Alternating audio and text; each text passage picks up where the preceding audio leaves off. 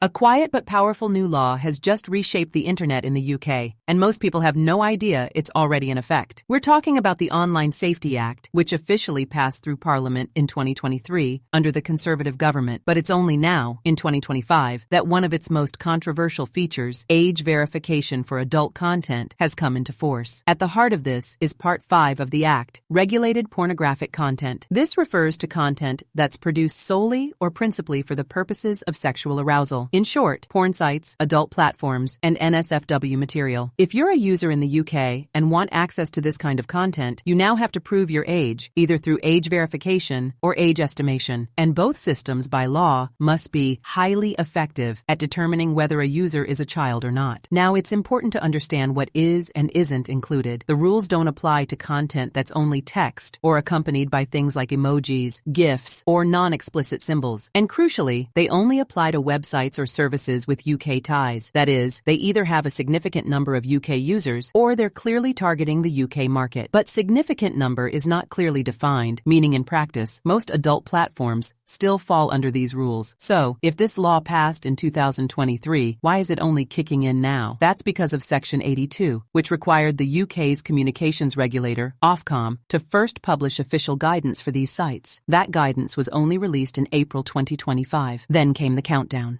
Ofcom gave adult content providers a deadline of July 25th to implement strict age checks or risk fines of up to £18 million or 10% of global revenue, whichever is higher. Faced with that threat, many major porn sites and social platforms now have age verification systems in place. But how they verify you varies by site. Some use credit cards, some use mobile numbers, others use facial recognition and movement detection, and that's where the controversy begins. There's no central agency handling verification. Instead, when you try to prove your age, you're doing so by handing over personal, sensitive data, like your identity, bank info, or even a live video of your face, to private third-party companies. The sites themselves don't get your data, but you still have to trust the middleman. And given the nature of what people are accessing, that's a big ask. Even worse, people are already bypassing the system. For example, age estimation tools can be fooled by showing them photos of realistic video game characters. Characters from games like Death Stranding have reportedly tricked the AI into granting access. Other platforms, like Discord, are seeing their NSFW channels unlocked by simple photo-based hacks. And then there's the VPN loophole. Virtual private networks, or VPNs, mask your location. That means UK users can appear to be browsing from another country, completely dodging the new rules.